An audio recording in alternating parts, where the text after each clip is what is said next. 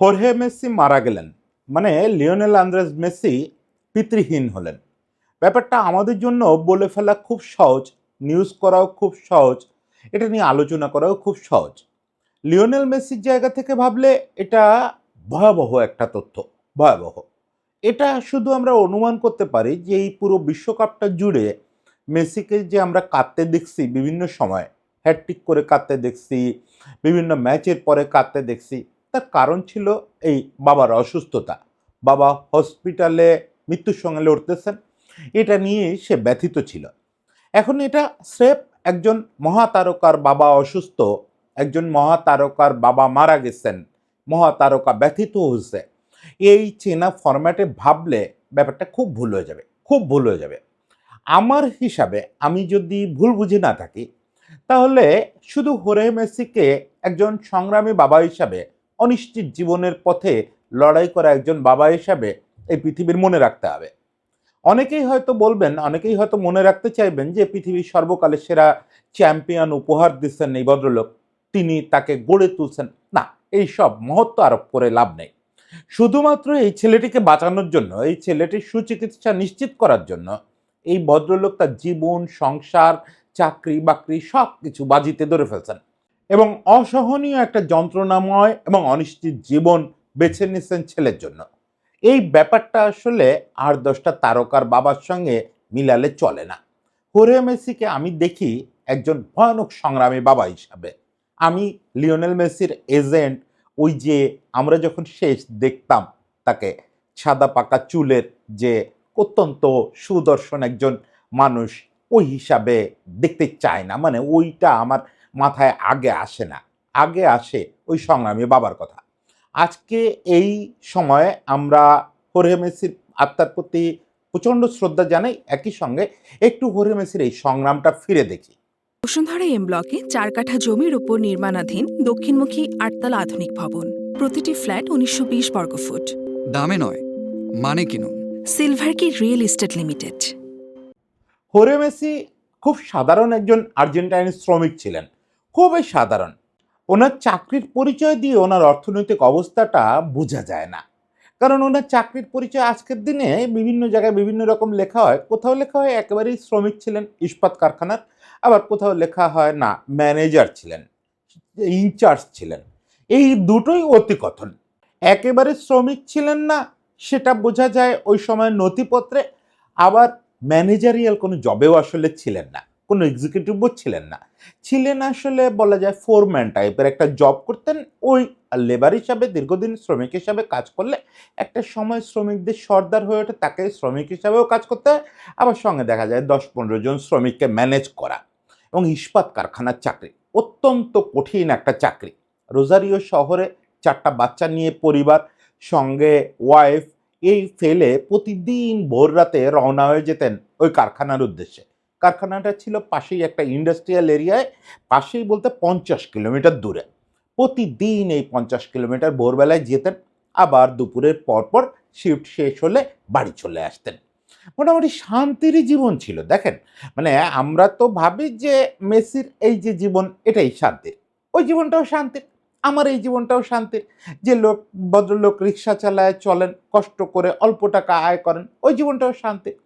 জীবনে আসলে অসুস্থতা, বিরাট কোনো শখ এগুলো না থাকলে, অর্থনৈতিক অবস্থা মোটামুটি খেয়ে পরে চলার মতো হলে মানুষ শান্তিতেই থাকে। সেই অর্থে হোর্হে মেসির জীবনে শান্তিই ছিল। উনি ওই চাকরি থেকে ফিরতেন, ফেরার পরে বিকেলবেলায় বাচ্চাদের নিয়ে ফুটবল খেলতেন, বাচ্চাদের ফুটবল খেলাইতেন। এক বয়সে কিন্তু হোর্হে মেসি নিজেও ফুটবল খেলতেন, খুব বড় কোনো ক্লাবে না, ওই পাড়ার অ্যামেচার ক্লাব, একটা ক্লাব ছিল গ্রান্দলি, ওই গ্রান্দলি ক্লাবে খেলতেন। পরে একটু বড় হওয়ার পরে যখন চাকরি বাকরিতে ঢুকলেন, তখন ওই ক্লাবের কোচ হয়ে গেলেন। কোনো লাইসেন্স ফাইসেন্স কিছু না, ওই বিকেলবেলায় স্থানীয় সব বাচ্চাদের খেলা শেখাইতেন, এই দিকে লাথি মারো, ওই দিকে পাস দাও, এরকম কোচ আর কি। আনন্দ করে বেড়াইতেন বাচ্চাদের নিয়ে খুব। ওই ওয়াইফও এখানে ওখানে কাজ করতো, একটা চুম্বক কারখানায় চাকরি করতেন, কিছুদিন আবার সিটি কর্পোরেশনের চাকরি করছেন, কিছুদিন বাড়ি বাড়ি ক্লিনার হিসাবেও কাজ করছেন। আমাদের এখানে অবশ্য ক্লিনার বললেই আমরা যেরকম নাক সিটকাই, সেটা তো সব দেশের না, একটু সভ্য যারা তারা তো প্রত্যেকটা পেশাকে সম্মান দিতে জানে, ফলে ওটাও 8-10টা কাজের মতো ছিল। দুজন মিলে যা আয় করতেন দিব্যি চলে যেত সংসারটা। সুখ ছিল, শান্তি ছিল, স্বস্তি ছিল, কোনো অস্বস্তির কাঁটা ছিল না। বিকেলবেলায় বাচ্চাদের নিয়ে খেলতেছেন, খেলাচ্ছেন, দিব্যি বাসায় গিয়ে বাচ্চাদের সঙ্গে আনন্দের সময় কাটাচ্ছেন, সবই ঠিক আছে। ওনার মা এখানে খুব বড় একটা ক্যারেক্টার, যে আল্টিমেটলি মেসির স্বপ্নদ্রষ্টা হয়ে ওঠেন। কিন্তু ওই যে সুখ, শান্তি, স্বস্তি সব শেষ করে দিল এই মেসি, এই লিওনেল মেসি। এই মেসির বয়স যখন 5, তখন এই পরিবারটা প্রথম খবরটা পেল যে তাদের শান্তির, স্বস্তির এই যে নিস্তরঙ্গ জীবন, এটা শেষ হয়ে গেল। সেটা কি? লিওনেল মেসির রোগ ধরা পড়ল, গ্রোথ হরমোন সিনড্রোম ডিজিজ। এটাতে আক্রান্ত হলে বাচ্চারা আর বেড়ে ওঠে না। আমরা যেটাকে বলি বামন, ওই বামন হয়ে থেকে যায়। এখন এটার ওই সময়ই চিকিৎসা বেরোছে। রেগুলার যদি হরমোন ইঞ্জেকশন দেওয়া যায়, তাহলে খুব লম্বা না হোক স্বাভাবিক একটা আকৃতিতে পৌঁছাবে, গ্রোথটা স্বাভাবিক হবে। কিন্তু সেই ইঞ্জেকশনের দাম কত জানেন? $1,500 মাসে একবার। $1,500। এতক্ষণ যা বললাম তাতে তো বোঝার কথা যে এই পরিবারটা টোটাল $1,500 মাসে চোখে দেখে না। ফলে এই ডাক্তার যখন প্রেসক্রাইব করলেন এই ইঞ্জেকশনটা দিতে হবে মান্থলি একবার, তখন আসলেই হোরে মেসির মাথায় বাজ ভেঙে পড়ল যে কিভাবে কি হবে। এতদিন পর্যন্ত চলছে, এখন শুরুতে কিছুদিন না ওনার ইন্স্যুরেন্সের টাকা এটা কাভার করে গেছে। উনি যে কারখানাটায় চাকরি করতেন, কারখানাটা মোটামুটি ভালো ছিল। কারখানার ইন্স্যুরেন্সের টাকায় ওর প্রাথমিক ওষুধের টাকা চলে যেত, একটা ভালো অংশ ওখান থেকে আসতো। এছাড়া নিজে ওখান থেকে ওই বাড়তি কিছু কাজ টাজ করে ম্যানেজ করে ফেলতেন। কিন্তু বয়স যখন মেসির 6-7, ততদিনে ওনারা অপারগ হয়ে গেছেন। এটা বেচে ওটা বেচে একেবারে নিঃস্ব। বাকি ছেলে মেয়েগুলোরও তো বাঁচাতে হবে, সংসারটা টিকাইতে হবে, বৃদ্ধা মা আছে, কত দায়িত্ব না। তাহলে উপায় কি? আপনি নিজের একবার হোরে মেসির জায়গায় বসায় দেখেন যে আপনার 4টা বাচ্চা, তার মধ্যে একটা এরকম বিরল একটা রোগে আক্রান্ত। আপনি জানেন এই ইঞ্জেকশনটা যদি মাসে কিনে তাকে করাইতে পারেন, তাহলে সে ঠিকমতো বড় হয়ে উঠবে। নতুবা ওই যে বামন হয়ে রয়ে যাবে। তার জীবনে আর কিছু সম্ভাবনাও থাকবে না, স্বপ্নও থাকবে না। উনার সামনে তখন একটা উপায় ছিল যে ততদিনে মেসির যে ফুটবল স্কিল, এটা তো ওনার নিজেরও চোখে পড়ছে, যেহেতু ফুটবল খেলছেন, বাচ্চাদের কোচিং করান, নিজেরও চোখে পড়ছে। রোজারিও শহরেও মোটামুটি মুখে মুখে চালু হয়ে গেছে যে এই ছেলেটা ক্লাব পাবে, একাডেমিতে চান্স পাবে, পয়সা লাগবে না। উনি তখন ভাবতেছেন যে পয়সা লাগবে না, ঠিক আছে, আমার ছেলের ফুটবলারও হওয়াটা জরুরি না, জরুরি হচ্ছে কোনো ক্লাব কি ওরে এই শর্তে নিবে যে ওরে মাসে ইঞ্জেকশনটা করাবে, ও চিকিৎসাটা করাবে। প্রথমে নিউয়েলকে অফার করলেন। নিউয়েল হচ্ছে মেসির প্রথম ক্লাব। নিউয়েল মেসির প্রতিভা সম্পর্কে বুঝে ফেলছে ততদিনে তো 10 স্পর্শ করে ফেলছে। নিউয়েল চেষ্টা করছিল, অনেক চেষ্টা করছিল, কিন্তু ওই মাসে $1,500 ওটা তাদের পক্ষে এফোর্ড করা সম্ভব হয় নাই। নিউয়েল তো খুব ছোট ক্লাব তখন, এখনই বা কত বড় ক্লাব হয়েছে। ওই রোজারিওর পার্সপেক্টিভে রোজারিও সেন্ট্রাল আর নিউয়েলের লড়াই, আর্জেন্টিনার পার্সপেক্টিভে অত বড় কিছু না। তখন ওনাকে কে বা কারা বলল যে ছেলেকে নিয়ে যান বুয়েনোস আয়ার্সে, নিয়ে রিভার প্লেটে, তারপরে বোকায়, এসব জায়গায় ট্রায়াল দেওয়ান। রিভার প্লেটে ট্রায়াল দেওয়ালেন, রিভারের খুব পছন্দ হলো যে না, আমরা ছেলেটাকে রেখে দিব। উনি বললেন যে ছেলেটাকে রাখেন, কোনো সমস্যা নেই, কিন্তু শর্ত একটাই, ওর এই যে প্রেসক্রিপশনে ট্রিটমেন্ট করাইতে হবে। রিভার প্লেট কয়েক মাস সময় নিল যে ঠিক আছে আমরা বোর্ডে তুলি কথাটা। পছন্দ হলো তো ছেলেটাকে খুব, কিন্তু বোর্ড পাশ করলো না। যে না, $1,500 করে খরচ করা, টাইমটা মাথায় রাখেন, ওই 2000-এর আশেপাশে ওই টাইমটা রিভারেরও কিন্তু খুব খারাপ সময় যাচ্ছে অর্থনৈতিকভাবে। আমি জানি না যে বোকায় ওনারা ট্রাই করেননি কেন, হয়তো করতেন, হয়তো ওটাই এর পরের ধাপ ছিল। কিন্তু এর মধ্যে দুটো রোজারিও বেজ স্কাউট ওনার সঙ্গে যোগাযোগ করলো। এই দুজন এসে বলল যে ওরে একটা সম্ভাবনা আছে, আমরা একজন লোকরে চিনি, সে বার্সেলোনায় থাকে, সে বার্সেলোনার কর্মকর্তাদের চেনে, আপনি কি তার সঙ্গে একটু মিটিং করবেন? এই দুজন লোক হচ্ছে সোলদিনি আর মন্তেরো। এই দুজন হচ্ছে ওই যে ইউরোপিয়ান ক্লাবগুলো, লাতিন আমেরিকা, আফ্রিকার প্রত্যেকটা শহরে কন্ট্রাক্ট বেস স্কাউট রাখে না, এই দুজনই কাজ করে ওই রোজারিও আর পাশের একটা শহর নিয়ে। এরা ওই বার্সেলোনার স্কাউট হিসাবে কাজ করে এবং এরা গোপনে গোপনে একটা কাজ করে। এরা ওদের যে কন্ট্যাক্ট, তাকে মেসি প্রায় ভিডিও পাঠায়, নিউয়েলের খেলা পাঠায়, অমুক জায়গার খেলা পাঠায়। ওদিক থেকে তারা একটু সিগন্যাল পাচ্ছে যে ছেলেটা দুর্দান্ত, ছেলেটা লিক হলে হবে কি দুর্দান্ত, চোখে রাখো, চোখে রাখো। ওরা বলে চোখে রাখলে হবে না রে ভাই, এই ছেলের মূল সমস্যা হচ্ছে চিকিৎসার টাকা লাগবে, মাসে $1,500 করে। এখন ওই লোক আর কথা দিতে পারে না যে মাসে $1,500 কি বার্সেলোনা দিবে। ওই ভদ্রলোকের নাম হচ্ছে হোরাসিও গাগিওলি। গাগিওলি থাকেন বার্সেলোনায়। গাগিওলি হচ্ছে মানে দেখেন কত ভায়া। এরা দুজন হচ্ছে রোজারিও বেস বার্সেলোনার স্কাউট। গাগিওলি নিজেও বার্সেলোনার চাকরি করেন না। উনি আবার বিভিন্ন জনের স্কাউটদের, বিভিন্ন এলাকার স্কাউটদের সঙ্গে এই চুক্তিভিত্তিক যোগাযোগ রেখে বেড়ান। কেউ কোনো ভালো খবর দিতে পারলে ওটা উনি জানান মিঙ্গুয়েলাকে। মিঙ্গুয়েলা হচ্ছে বার্সেলোনার এজেন্ট। মানে বার্সেলোনার সরাসরি এজেন্ট তো কিছু হয় না, বার্সেলোনার সঙ্গে কাজ করে। কতটা ধাপ দূরে চিন্তা করেন। গাগিওলির ওই ভিডিও দেখে পছন্দ হলো। গাগিওলিরে যখন এই দুজন জিজ্ঞেস করলো যে স্যার আমরা এরে যদি আপনার সঙ্গে বসাই মিটিংয়ে, বার্সেলোনা কি এর চিকিৎসার খরচ দিবে? আমাদের মনে হয় যে এই ছেলেটার ফ্যামিলির পাশে দাঁড়ানো দরকার। গাগিওলি বললেন ঠিক আছে, আমি আর্জেন্টিনায় আসতেছি। বুয়েন্স আয়ার্সে হোর্হের সঙ্গে মিটিং হলো। সেখানে ওই দুজন ছিল, গাগিওলি ছিলেন। গাগিওলি ভিডিও টিডিও দেখে বললেন যে আপনার ছেলেরা আমার খুবই পছন্দ হয়েছে। আমি অনেকদিন ধরে এই পেশায় আছি, এই করেই খাই। আমার ধারণা তারে বার্সেলোনা পছন্দ করবে। উনি বললেন আমি এই বাচ্চাকে দেখাবো মিঙ্গুয়েলাকে। মিঙ্গুয়েলার নাম কিন্তু আর্জেন্টাইনদের কাছে বেশ পরিচিত, হোসে মিঙ্গুয়েলা। হোসে মিঙ্গুয়েলাকে নিয়ে আমরা আলাদা একদিন গল্প করব। সেটা একটু মজা করেই গল্প করব। এই লোকটা অত্যন্ত আকর্ষণীয় একজন চরিত্র। ম্যারাডোনা, তারপরে রিভালদো, রোনালদো, তারপরে মেসি, এদের সবাইকে বার্সেলোনায় নেওয়ার নায়ক হচ্ছেন মিঙ্গুয়েলা। ভুবন বিখ্যাত এজেন্ট, ভুবন বিখ্যাত এজেন্ট। এখনও ওনার যে এজেন্সি সেটা ওনার ছেলে চালায়, এখনও খুব নাম করা। এই আধুনিক কালেও বেশ কিছু তরুণ খেলোয়াড় ওনার এজেন্সি থেকে যোগাযোগ পাইছে বার্সেলোনায়। উনি মূলত বার্সেলোনাকে খেলোয়াড় প্রোভাইড করেন। মিঙ্গুয়েলা কাজ করেন হচ্ছে লাতিন আমেরিকা আর আফ্রিকায় পুরো জোনের স্কাউটদের সঙ্গে। এই জোনের স্কাউটদের সঙ্গে যারা বার্সেলোনা বেশ যোগাযোগ রাখে তারা সবাই রিপোর্ট করে ওনাকে গিয়ে। কেউ কিন্তু কারো চাকরি করে না, এই কথাটা আপনাকে খুব মাথায় রাখতে হবে। এরা কিন্তু কেউ কারো চাকরি করে না, সবাই কমিশন ভিত্তিক কাজ করে। একটা বাচ্চা যদি প্রপারলি দিতে পারে ওখান থেকে কিছু কমিশন পায়, এই হচ্ছে এদের জীবিকা। ফলে মিঙ্গুয়েলা নিজেও তো এজেন্সি চালান।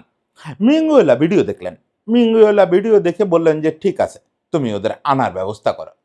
এখন গ্যাগিওলি বলতেছেন যে আনার তো ব্যবস্থা করব, কিন্তু যদি না হয় ওদের তো ফিরে যাওয়ারও টাকা নাই। উনি বললেন একটা কিছু হবে, তুমি আনার ব্যবস্থা করো। তখন গ্যাগিওলি কি করলেন, নিজে নিজে একটা কাজ করে রাখলেন। উনি আবার অ্যাথলেটিকো আর রিয়ালেরও দুজন এজেন্টের সঙ্গে কথা বলে রাখলেন যে দেখেন রে বাবা, আমি খুব অসহায় হয়ে এরকম আর্জেন্টিনা থেকে একটা ফ্যামিলিরে আনাচ্ছি, একটা ছেলেরে আনাচ্ছি।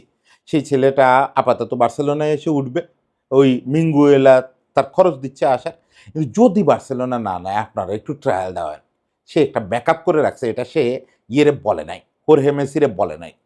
আপনি হোর্হে মেসির অবস্থাটা চিন্তা করেন। গ্যাগিওলি তাকে যখন বলল যে মিঙ্গুয়েলা আপনারে বার্সেলোনায় যাওয়ার টিকিটের টাকা দিতে চাইছে, ওয়ান ওয়ে টিকিট আপনার ছেলেরে, শুধু মেসিরে, মেসির বয়স তখন 13 বছর, লিওনেল মেসি, তখন উনি কোন আন্দাজে ছেলেটাকে ছাড়বেন? উনি বললেন যে আমার ছেলে তো আমি এই অবস্থায় একা ছাড়তে পারি না, আমাকে সঙ্গে যাইতে দিতে হবে। আবার গ্যাগিওলি ফোন লাগাইলেন মিঙ্গুয়েলাকে। মিঙ্গুয়েলা বললেন যে দুজনেরই টিকিটের টাকা আমি দেব, আসার ব্যবস্থা করো। এই যে দুজন যাবে, কোন আন্দাজে যাবে? আজকে যখন আপনি মেসি ফিল্মটা দেখেন, মেসি ডকুমেন্টারি দেখেন, তখন তো আপনি জানেন প্রত্যেকটা দৃশ্য দেখার সময় যে পরের দৃশ্যে কি হইতে যাচ্ছে। আল্টিমেটলি যে কাতারে সে বিশ্বকাপে চুমু খাবে, এটা তো আপনি জানেন। ফলে আপনার ওই সিনেমা দেখাটা প্রতিটা জিনিস সিনেমাটিক হয়, রোমান্টিক হয়। কিন্তু আপনি নিজেরে ওই হোরে মেসির জায়গায় বসায় দেখেন, যে বার্সেলোনা শহর কি তাই জানে না, মিঙ্গুয়েলা কে তাই জানে না, কার্লেস রেক্সাস কে নামই শোনে নাই কোনোদিন। সে একটা অপরিচিত লোকের কথায়, এই গ্যাগিওলির কথায় সে বিমানে উঠে বসতেছে তার ছেলেকে নিয়ে। তার চাকরিটা চলে যাবে, সে এই যে যাচ্ছে অনির্দিষ্টকালের জন্য, তার চাকরি থাকতেছে না। সে ওখান থেকে যে ফিরবে সে ভাড়াটাও তার কাছে নাই। সে তার ছেলেকে নিয়ে একটা অনিশ্চিত যাত্রা করতেছে। আমরা এটাতে মহত্ব আরোপ করতে পারি যে সে তার জীবন উৎসর্গ করছে একজন মহৎ খেলোয়াড়ের স্বপ্ন পূরণ করার জন্য। কিসের মহৎ খেলোয়াড় আর কিসের স্বপ্ন? তখনও পর্যন্ত এই স্বপ্ন কিছু পরিষ্কার? তখনও পর্যন্ত কেউ জানে মেসি কি হবে? ওনার সামনে ফুটবলার মেসির কোনো চেহারা আছে? কিচ্ছু না। শুধু তার সামনে একটা তথ্য আছে, সেটা হচ্ছে কোনো একটা ক্লাব যদি পছন্দ করতো তাহলে ছেলেটার জীবনটা ঠিক থাকতো, ছেলেটার চিকিৎসার ব্যবস্থা হতো। ফলে ওই দিন বিমানে চড়ছিল যে হোর্হে মেসি, 13 বছর বয়সী একটা বাচ্চাকে নিয়ে, তাকে ওইভাবে রোমান্টিসাইজ করে দেখেন না। তাকে ওই সংগ্রামের জায়গা থেকে দেখেন যে সে তার পুরো জীবনটা ঝুঁকিতে ফেলে দিল, সংসারটাকে ঝুঁকিতে ফেলে দিল, বাসায় দিল, শুধুমাত্র ছেলে যদি সুস্থতার একটা ব্যবস্থা হয়। বার্সেলোনায় এসে পৌঁছালো, মিঙ্গুয়েলার সঙ্গে পরিচয় হলো। মিঙ্গুয়েলা একটা মাঝারি মানের হোটেলে তুললেন, মাঝারি মানের আর না, আসলে নিম্নমানের হোটেলে তুললেন। বাপ বেটা দুজনে ছোট্ট একটা রুমের মধ্যে থাকে, নিত্যদিন যায় ওই বার্সেলোনার ওখানে। ট্রায়ালের ব্যবস্থা হয় না, অফ সিজনে আসে। মিঙ্গুয়েলা রিকোয়েস্ট করেন এই ইয়েদের, লামাসিয়ার ইয়েদের, কোচদের। তারা বলে যে কার্লোস রেক্সাসের অনুমতি ছাড়া কোনো ট্রায়াল হবে না। এখন অসময়ে কিসের ট্রায়াল? বার্ষিক ট্রায়ালের সময় তো চলে গেছে, এখন এভাবে ট্রায়াল হবে না। ওই মিঙ্গুয়েলা গিয়ে রেক্সাসকে ধরেন। রেক্সাস হচ্ছেন তখন স্পোর্টিং ডিরেক্টর, এখন ডেকো যে পদে। রেক্সাস একদিন বলেন যে ঠিক আছে দেখবো না, আনসো যখন। মিঙ্গুয়েলা কিন্তু ওদের আনার আগেই রেক্সাসকে বলছেন যে প্লিজ আপনি একটু একটা ট্রায়ালের ব্যবস্থা করেন, আমার ধারণা দেখলে আপনি রাজি হয়ে যাবেন। ওই রেক্সাস বলেন আচ্ছা যাও, দুদিন পরে আনো, দেখবো না, যাও। মানে রেক্সাস পরে ইন্টারভিউতে বলতেছেন যে আমিও আসলে ট্রায়ালটা দেখতে চাচ্ছি না, কেন অ্যাভয়েড করতেছি, যে কি করব বুঝতেছি না। যদি ভালো লেগে যায় তাহলে $1,500 করে ওরা যে বাজেট দিয়ে রাখছে, আর এই ছেলে নাকি বাবারে ছাড়া থাকবে না, তাহলে ওর বাবারও থাকা খাওয়া খরচ বহন করতে হবে। ওরে না হলে আর আমি হোস্টেলে তুলে দিলাম, কিন্তু এর বাবার খরচ, চিকিৎসার খরচ নিশ্চয়ই শুধু $1,500 ইঞ্জেকশন না, মুখে খাওয়ার ওষুধ টষুধ আছে, সব মিলে $2,500 একটা মান্থলি বাজেট। এটা আমি কিভাবে পাশ করাবো? বোর্ডকে আমার কথা দিবে এটা একটা 13 বছর বয়সী বাচ্চার পেছনে, যারা কেউ চিনে না, জানে না। এখন উনিও বুঝে উঠতে পারতেছেন না যে ট্রায়াল নিবেন কিনা। একদিন ওই গল্ফ মাঠে ওই রেক্সাস বসে আছেন। এই দিনটায় করে মেসি আর নিতে পারেন নাই, এর আগের দিন বিকালে উনি মিঙ্গুয়েলার সঙ্গে দেখা করে একটু কড়াভাবেই বলছেন যে যদি কোনো কিছু না হয়, 2 সপ্তাহ পার হয়ে গেছে, বেচারারা ওই বার্সেলোনার একটা রুমে আটকায় আছে, ট্রায়ালও হয় না, মাঝে মাঝে মাঠে যায়, ওখানে ঘোরাঘুরি করে, একটু ফুটবল নিয়ে দৌড়াদৌড়ি করে। মেসি তো আর তখন বুঝতেছেও না যে হোয়াট ইজ হ্যাপেনিং, কিন্তু ওই লোক তো বুঝতেছে, হোর্হে মেসি তো বুঝতেছে যে কি হইতে যাচ্ছে। যদি এখানে কিছু না হয়, বাচ্চাটাকে তো কেউ দেখতেছেই না, 2 সপ্তাহ পার হয়ে গেল, যদি দেখে যদি রিফিউজ করে, আমি কোথায় যাব? আমারে এই লোক তো শখ করে বিমানের টিকিটের টাকা দিয়ে নিয়ে আসছে, সে তো হবে ভেবে আনছে, হইলে কমিশনের 2 টাকা পাবে। যদি ফেরার সময় আমার বিমানের টিকিটের টাকা না দেয়, তাইলে আমি কি বেচে আমি বাড়ি ফিরবো? বাড়ি ফিরে আবার খাবো কি? ওদিক তো ওই ইস্পাত কোম্পানির যে চাকরি, ওটা খোয়ায় আসছি। এখন আমি বাড়ি ফিরে কোথায় যাব? আমার ছেলে কিভাবে বড় হবে? আমার সংসার কিভাবে টিকবে? আমি কোন ক্লাবের দুয়ারে, কার দুয়ারে যে হাত পাতবো? কি একটা অবস্থা, মানে মানুষ এই অবস্থায় সুইসাইড করে। উনি সে অবস্থায় মিঙ্গুয়েলাকে গিয়ে বললেন যে ভাই আমাদের একটু জানান, দয়া করে জানান যে আপনারা কি করতে চাচ্ছেন। যদি এখানে ট্রায়াল না হয় সমস্যা নেই, আমারে ফিরায় যাওয়ার ব্যবস্থাটা করে দেন, আমি আবার রোজারিওতে ফিরে যাই, আপনি আমারে রেহাই দেন। মিঙ্গুয়েলাও খুব অসহায় বোধ করতেছেন যে সেই ম্যারাডোনা থেকে এত বড় বড় ফুটবলার আনলাম, এই ছেলেটা দেখে পছন্দ হলো, এর লাইফটা বাঁচানো দরকার। রেক্সাস কথাই শুনতেছে না। উনি পরদিন ওই মিঙ্গুয়েলা হোর্হে মেসিরে, লিওনেল মেসিরে সঙ্গে নিয়ে রেক্সাসের কাছে উপস্থিত হচ্ছেন। রেক্সাস গল্ফ করতেছেন, ওখানে গিয়ে মিঙ্গুয়েলা ধরছেন যে কার্লোস আপনি এই ছেলেরা আজকেই দেখবেন, আজকেই ট্রায়াল নেবেন, যা বলার আজকে বলে দিবেন। কার্লোস রেক্সাস খুব বিরক্ত হয়েছেন, তারপরে কফি শপের পাশে গিয়ে কথাবার্তা বলছেন, তারপরে নিয়ে মাঠে গেছেন। মাঠে গিয়ে জনকয়েক কোচ খেলোয়াড় ডাক দিয়েছেন, দিয়ে বলছেন যে ট্রায়াল নাও, দেখ কেমন, দেখো তো বলছেন, বলে নিজেও চেয়ারে বসছেন, আশেপাশে সবাই দাঁড়ানো। বোধহয় 5 মিনিট কি 7 মিনিট মেসিরে উনি বল নিয়ে খেলা করতে দিচ্ছেন। ওই কোচরা যেটা সিস্টেম, বল নিয়ে প্রথমে বলে যে তুমি বল নিয়ে তোমার আনন্দ মতো দৌড়াও। উনি 5-7 মিনিট দেখার পরেই উনি হোর্হে মেসির দিকে ফিরে বলছেন যে আপনাদের কি কি যেন লাগবে? হোর্হে মেসি বলছেন কিচ্ছু লাগবে না, আমার ছেলেটা শুধু ওই মাসে একটা ইঞ্জেকশন, ওইটা হইলেই আমার হবে, আর জীবনে কিচ্ছু চাইবো না আপনাদের কাছে। তো রেক্সাস বলতেছেন ঠিক আছে থাকেন, আমি ব্যবস্থা করে দিচ্ছি, এটা আগামী মাসে আমরা কন্ট্যাক্ট করতে পারবো, এখন মাসের মাঝখানে কন্ট্যাক্ট করতে পারবো না, আপনি ধরে নেন হয়ে গেছে। তো হরিণ মেসি বললেন যে স্যার আমি এভাবে থাকতে পারি না, আমার ওদিকে চাকরি বাকরি সব গেছে, কিন্তু এখানে থাকতেছি কয়দিন কি থাকবো, আমি যদি না হয় তাহলে দেশে ফিরে গিয়ে আর ২-৪টা ক্লাবে দেখি বা কোনো সংস্থায় অনুদান পাওয়া যায় কিনা। তো উনি বললেন, "আমি মুখে বলছি তো, আমি বার্সেলোনার স্পোর্টিং ডিরেক্টর। আমি মুখে বলছি তো।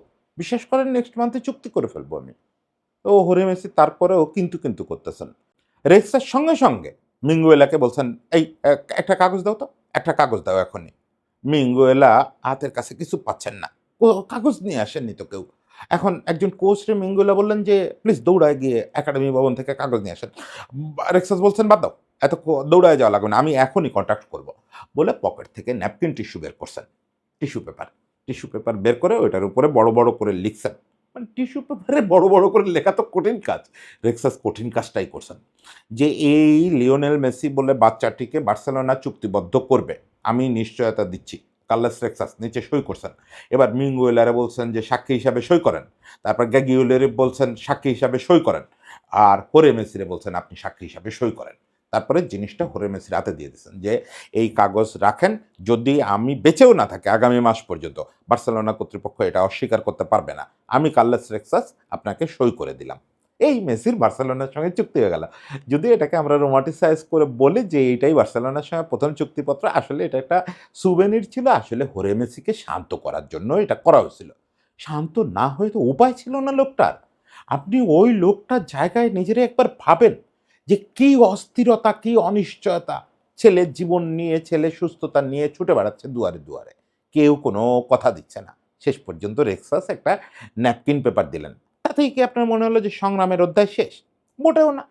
উনি রেক্সাস যখন পরের মাসে কন্ট্যাক্ট করে ফেলল, তখন তো একটু ভালো অবস্থা। রেক্সাসই মিঙ্গুয়েলাকে বললেন যে ওদের একটা বাসা ঠিক করে দাও। ওরা বাসায় থাকুক, আর ইয়েকে বললেন, হোরে মেসিকে বললেন যে আপনি ফ্যামিলি মেম্বারদের সবাইরে নিয়ে আসেন। আমরা পুরো খরচই দিব। বোর্ড ততক্ষণে রেক্সাসের কথায় বোর্ড প্রচণ্ড আস্থা করে রাখত। রেক্সাস কিন্তু কার্লোস রেক্সাস কিন্তু বার্সেলোনায় আইকনিক ফিগার। উনি যখন বললেন বোর্ডকে যে এরকম আমি কথা দিয়েছি, বোর্ড বললেন যে আপনি যা খুশি করতে পারেন, কোনো সমস্যা নেই। তখন রেক্সাস সিদ্ধান্ত নিলেন যে পুরো ফ্যামিলির দায়িত্বই নেবেন। উনি বললেন, "আপনি আপনার বাকি বাচ্চাদের, ওয়াইফকে সবাইকে নিয়ে আসেন। রোজারিও থেকে এখানে শিফট করে ফেলেন আপনারা। আপনাদের আর রোজারিওতে ফেরার দরকার নাই। আপনারা এখানে বাসা নেন। ওই আমি লোকজনকে বলে দিচ্ছি সুন্দর বাসা ঠিক করে দিবে।" সব সুন্দর চলতেছিল।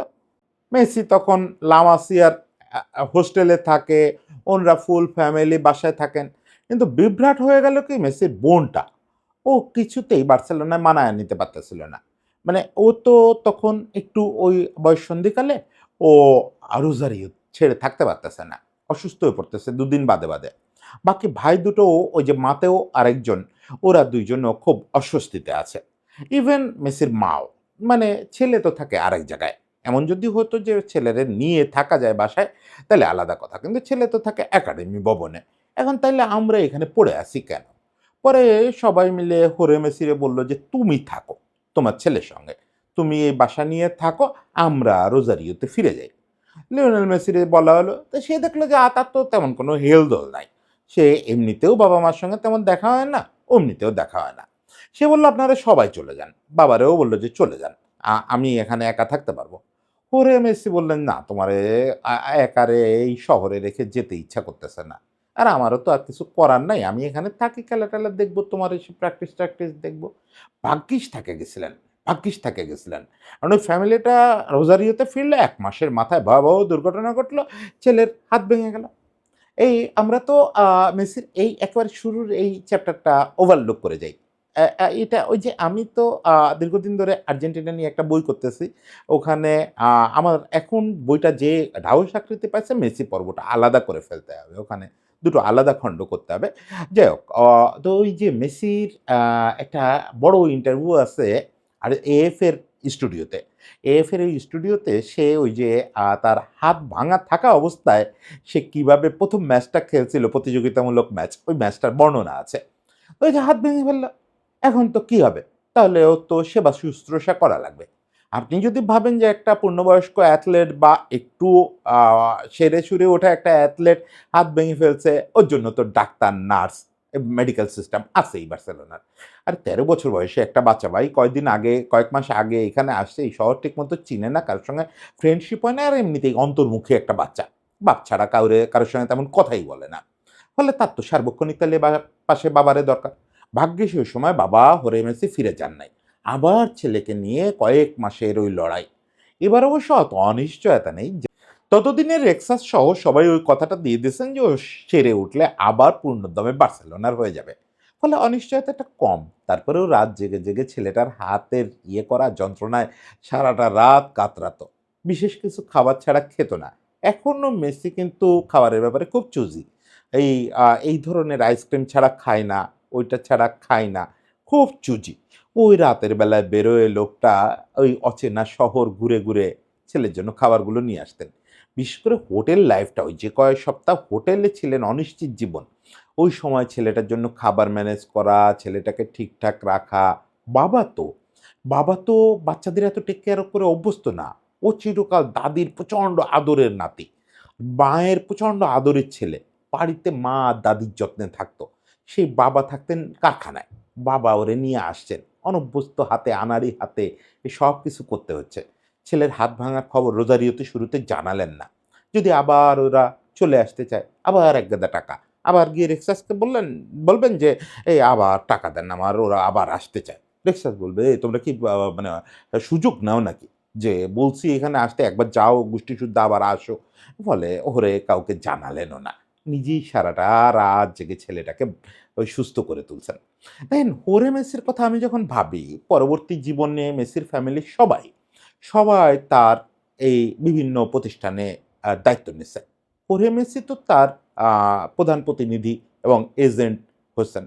আ সমস্ত নেগোসিয়েশন উনি করেন। ২ টো ভাই, একটা ভাই মেসি ফাউন্ডেশনের চেয়ারম্যান, আরেকটা ভাই মেসির কমার্শিয়াল অংশগুলো দেখে। বোনটাও মেসির একটা ইনস্টিটিউটের সঙ্গেই ইনভলভ। সব মিলে ওরা সবাই আছে। এখনো কিন্তু ১৬ আনার চেয়ে বেশি, ১৮ আনা ওরা সবাই মেসির সঙ্গে আছে। হোর্হে ছিলেন। এখন আর নেই। এই কয়েক ঘন্টা আগেও ছিলেন।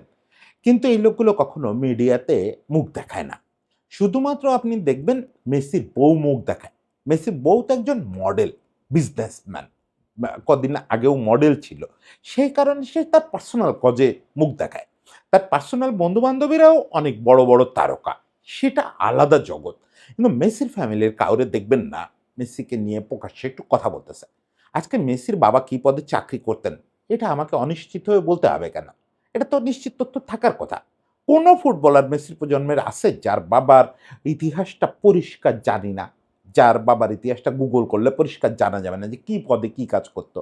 মেসিরটা জানা যাবে না। কেন? হোর্হে মেসি নিজেকে নিয়ে, নিজের অতীত নিয়ে, বর্তমান নিয়ে, ভবিষ্যৎ নিয়ে কোনোদিন মিডিয়ায় উচ্চকণ্ঠ হন নাই। যতবার নিতান্ত বাধ্য হয়ে মিডিয়ায় কথা বলছেন, নিতান্ত কোনো একটা ক্রাইসিস মোমেন্ট, আমি মনে করতে পারি শুধুমাত্র বার্সেলোনা সাগা যখন চূড়ান্ত, তখন ২-৪ বার মিডিয়ায় কথা বলতে হইছে। মিটিং শেষ করে লাপোর্তার সঙ্গে বেরোয় আসছেন, মিডিয়া ঘিরে ধরছে, ১টা-২টো শব্দে শেষ করে গাড়িতে উঠে গেছেন। সাধারণত এরকম মোমেন্ট ছাড়া মিডিয়ার সামনে কথা বলেন নাই। কখনোই মেসির জন্য এটা হচ্ছে না, ওটা হচ্ছে না। আজকে মেসিরে নিয়ে কত কথা, এফবিআই বলতেছে মেসিকে হত্যার চেষ্টা করা হয়েছে। মেসির কোনো ভাই, বোন কেউ টুটা শব্দ করবে না এটা নিয়ে। মেসির বাবার শিক্ষা এটা। হোর্হে মেসির শিক্ষা। হোর্হে মেসি একটা সাক্ষাৎকারে বলছিলেন যে, "আমি আমার ফ্যামিলিকে বলছি, এটা কনভিন্স করছি যে মেসির যে জীবন ওই বাসা থেকে বের হওয়ার পরে, ওই জীবন আমাদের না। আর বাসায় ঢোকার পরে ওর যে জীবন, ওই জীবন ওর ওই বাইরের লোকেদের না। এই ডিফারেন্সটা আমাদের করতে শিখতে হবে।